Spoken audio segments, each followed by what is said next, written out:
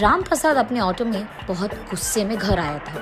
वो घर आके पार्किंग भी ठीक से नहीं करता है। गाड़ी को दीवार से चिपकाकर लगा के वो उतने ही गुस्से में वहाँ मौजूद एक बेड पे बैठता है। वही दरवाजे के पास उसके लिए इंतजार कर रही उसकी पत्नी रमा देवी ये सब देख, अरे क्या हुआ जी, क्यों इतना गुस्सा?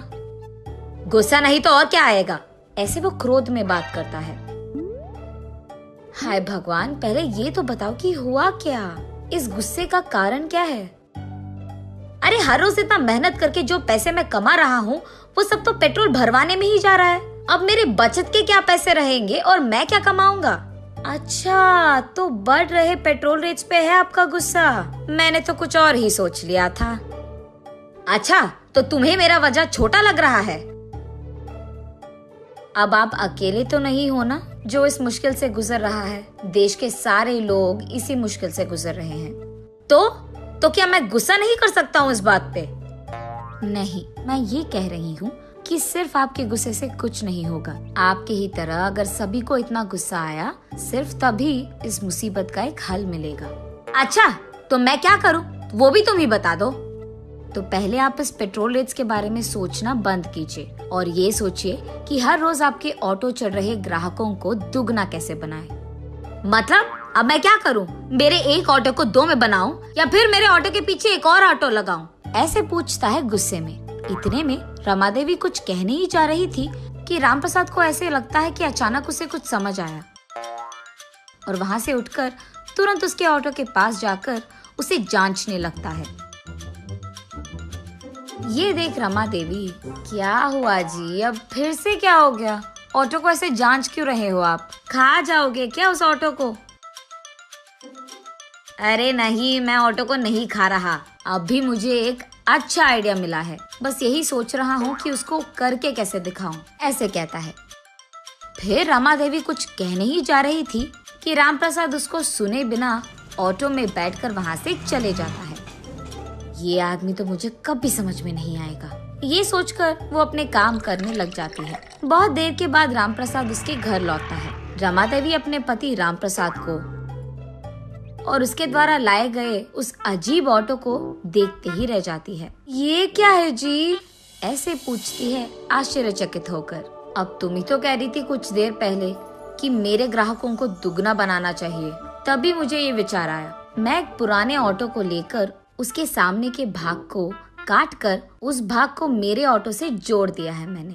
अब मेरे ऑटो बहुत सारे लोग चढ़ेंगे और मुझे ज्यादा पैसे भी मिलेंगे। मेरा पति तो बहुत चालाक है, ऐसे कहकर खुश हो जाती है रमा देवी। अगले दिन से राम प्रसाद के सोच के अनुसार ही बिना कोई मतलब के भी बहुत सारे लोग राम प्रसाद के अनोखे ऑटो में सैर करने चढ़ जाते थे और इसी कारण उसको बहुत सारे पैसे मिलने लगे। उसका तो लाभ चल रहा था। ऐसे ही कुछ दिनों में राम प्रसाद का ऑटो सुबह से शाम तक बहुत भीड़ था और पैसे भी उसे ऐसे ही मिलते थे, इतना कि राम प्रसाद को आराम करने का भी समय नहीं था। ऐसे कुछ दिन चल रहा था। उसके बाद उसके भीड़ित ऑटो को देख पुलिस उसके पास आते हैं। ऑटो को रोककर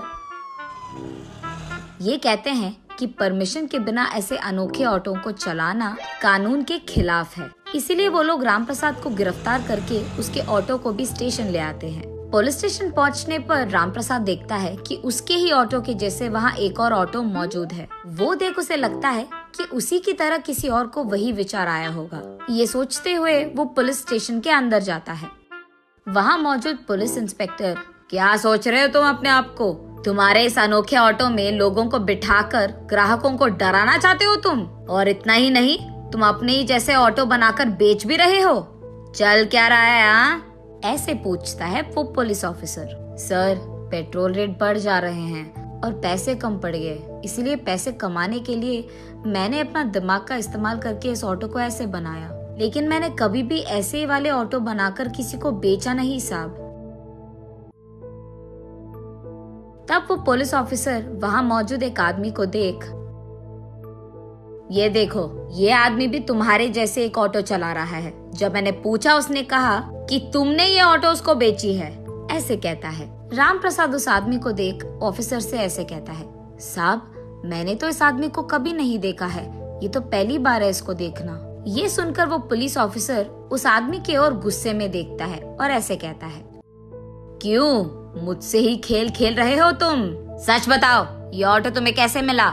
ऐसे उसे जोर से धमका कर पूछता है। डर के मारे वो आदमी, साहब मुझे माफ कर दो साहब, उसका अनोखा ऑटो देख सारे ग्राहक सिर्फ उसी के ऑटो में चढ़ रहे हैं, और क्योंकि वो ज्यादा पैसे कमा रहा है मैंने भी अपने ऑटो को ऐसे बदल दिया साहब।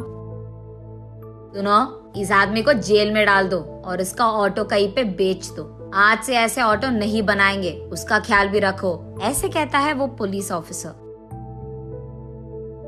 जी साहब। लेकिन साहब, इस आदमी को और उसके ऑटो को क्या करें? अब से ये आदमी हमारे डिपार्टमेंट में ड्राइवर का काम करेगा।